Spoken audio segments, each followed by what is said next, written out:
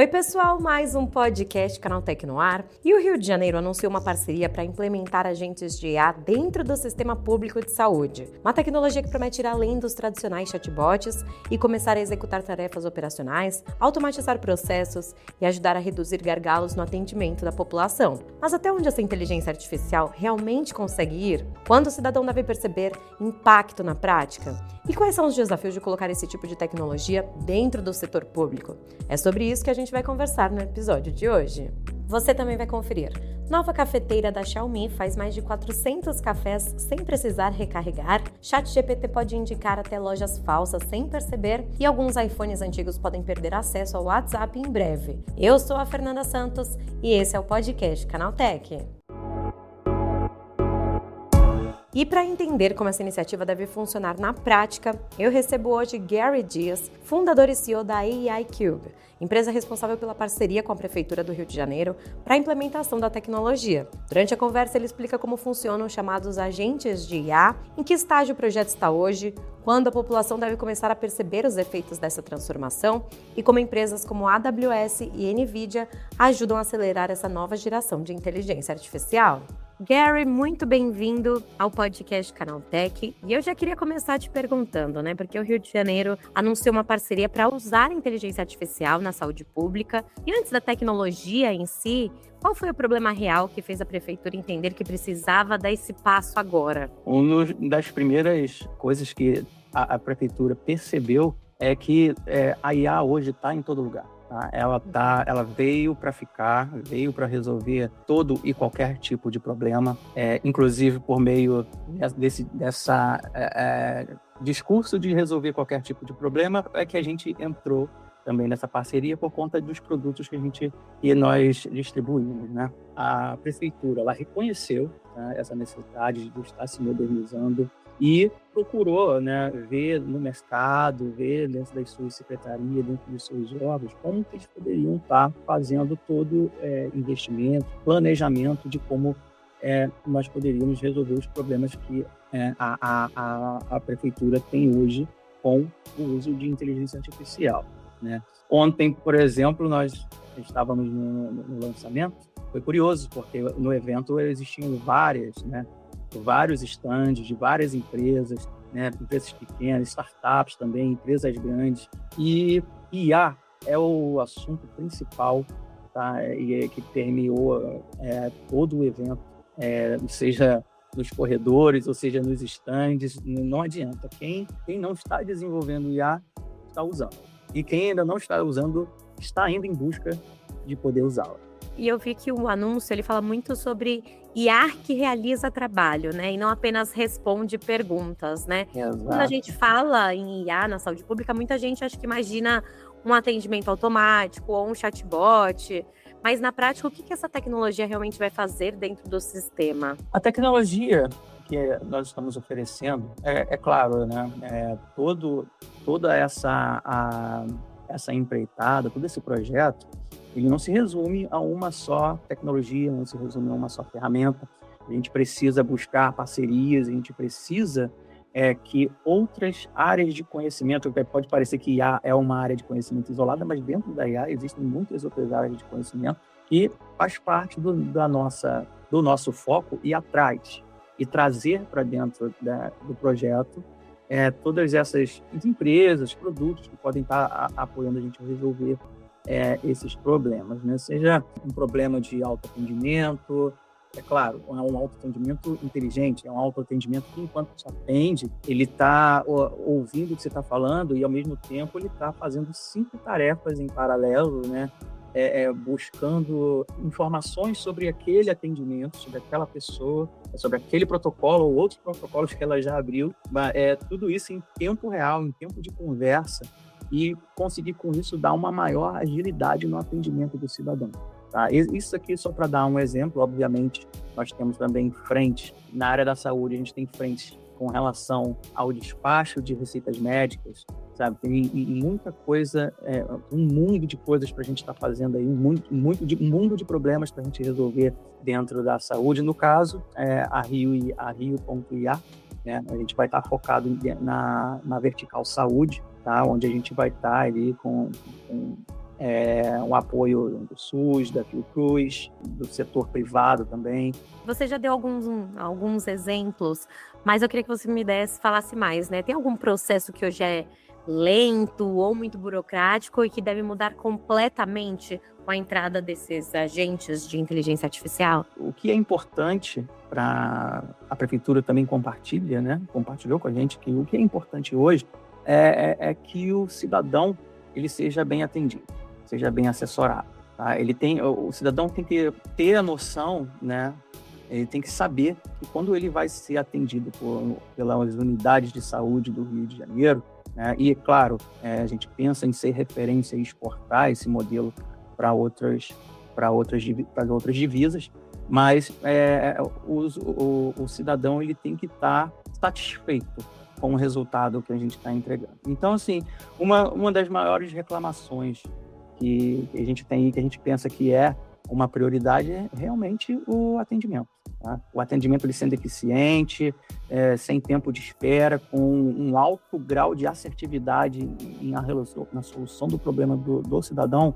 Esse é o foco. E esse projeto ele já está funcionando em alguma etapa ou ainda a gente está numa fase mais inicial de implementação?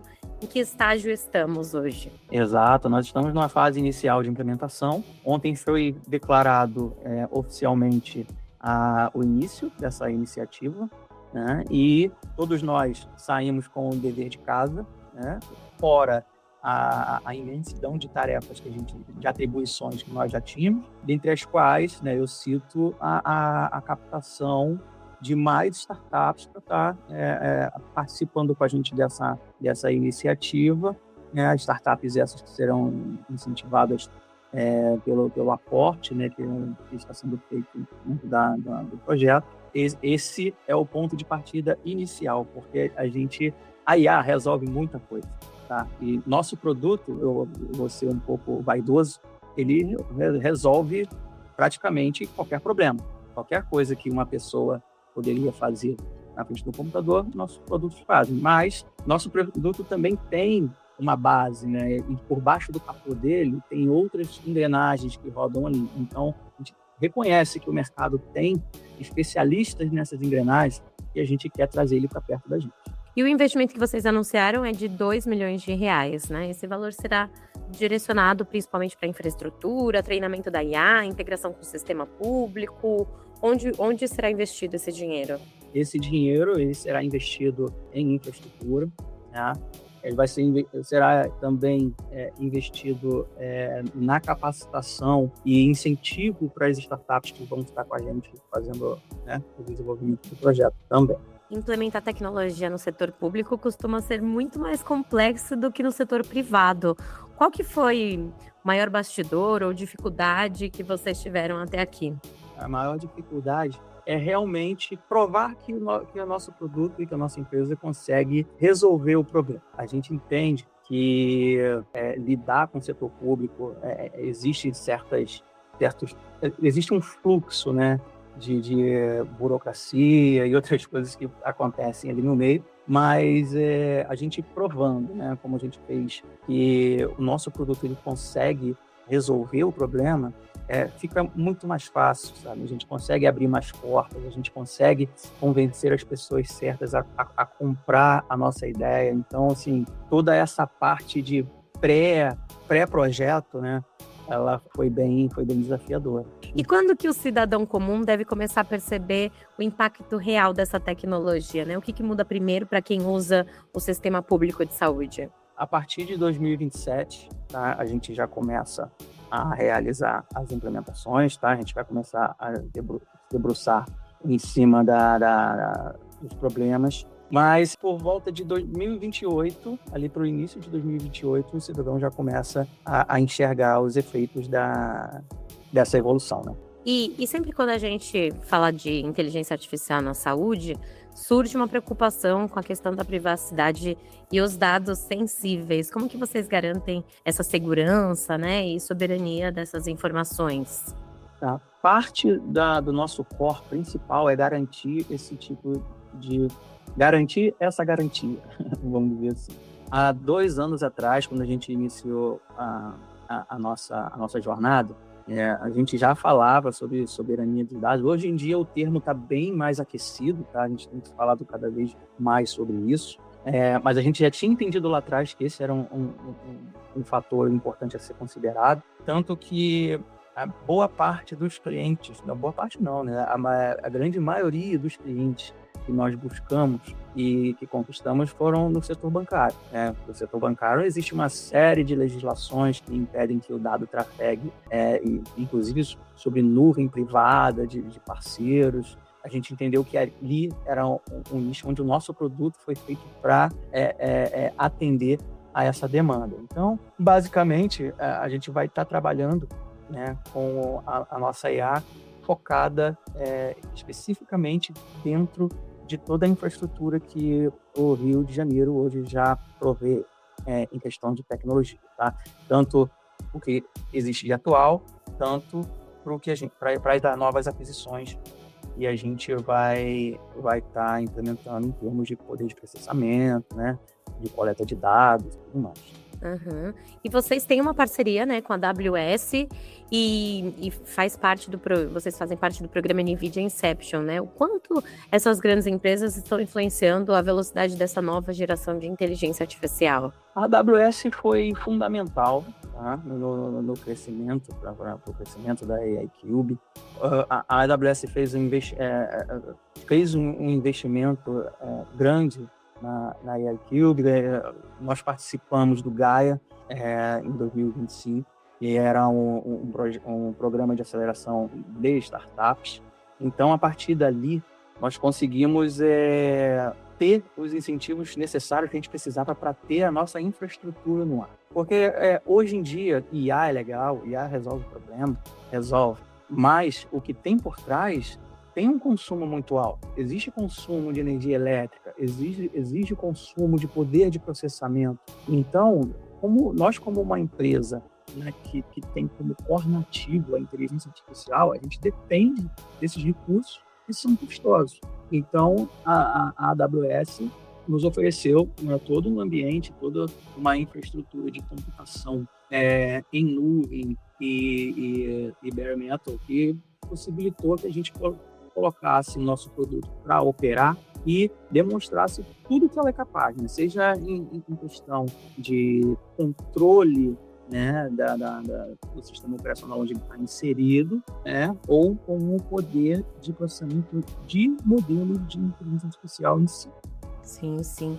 E para a gente fechar, daqui, vamos dizer assim, 5 anos, qual é a chance, né? Como que você imagina o futuro da saúde pública? Como que você imagina que será um atendimento? O que você prevê aí? O que a gente pode esperar? Eu espero que o Rio.ia, né, evolua para um RJ.ia e evolua para um Brasil.ia. E que a gente seja referência, né, para o mundo inteiro na questão de agilizar a produtividade e agilizar atendimento nos nossos setores de saúde, tanto no Rio quanto no Brasil. Então, assim, nós queremos ver uma pessoa procurar um atendimento médico e encontrar o atendimento adequado, não ficar esperando em longas filas, receber a medicação adequada, poder estar resolvendo diversos problemas por intermédio de meios digitais. Assim, tem muita coisa hoje que você ainda precisa estar recorrendo ao meio físico, você precisa sair de casa, né? Muitas vezes o cidadão tem problemas de mobilidade, então eu preciso fazer com que esse cidadão saia de casa para poder, de repente, passar uma receita para, não sei, uma dor de cabeça, entendeu? Então, esses aí seja esse expoente, tá? De agilidade, de produtividade e de satisfação do cidadão. Perfeito, Gary. Muito obrigada pela sua participação aqui no podcast Canaltech, por compartilhar um pouco mais sobre esse momento da inteligência artificial aplicada à gestão pública e à saúde. Acho que foi um papo super interessante e as portas ficam abertas para você voltar em próximo episódio para a gente acompanhar como que essa transformação vai evoluindo nos próximos meses. Obrigada. Tá bom, e eu espero que nos próximos meses a gente traga bem mais coisas para vocês, bem mais novidades, tá?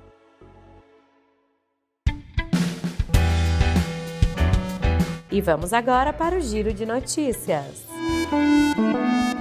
A Xiaomi lançou uma máquina de café portátil que promete preparar mais de 400 cápsulas com apenas uma carga de bateria. O aparelho foi pensado para quem quer tomar café em qualquer lugar, no carro, no escritório, viagem ou até longe de tomadas. A cafeteira aposta em design compacto, aquecimento rápido e funcionamento simplificado com poucos toques. O lançamento reforça a estratégia da Xiaomi de expandir cada vez mais seu ecossistema para além dos celulares, entrando forte também em produtos inteligentes para o dia a dia e rotina doméstica.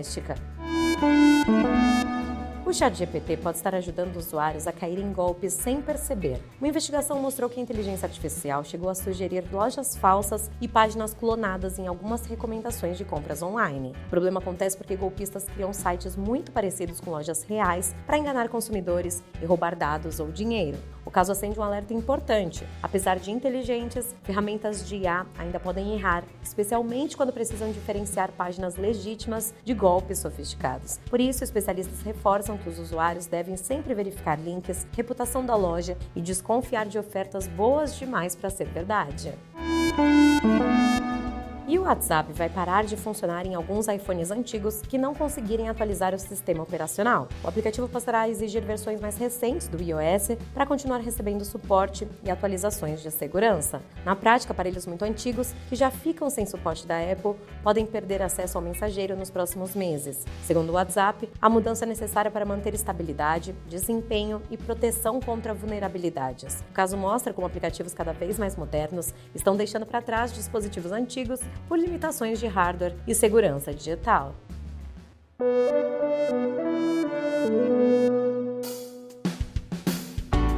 Então é isso, o podcast do Canaltech fica por aqui. Aproveite para seguir o Canaltech nas redes sociais e deixe uma avaliação no seu aplicativo de podcast preferido. Este podcast foi roteirizado e apresentado por Fernanda Santos e contou com reportagens de João Melo, Viviane França e Marcelo Fischer. A trilha sonora do Guilherme Zomer, a edição de Vicenzo Varim e a arte da capa é de Eric Teixeira. Você escuta o podcast do Canaltech de segunda a sábado. Até mais!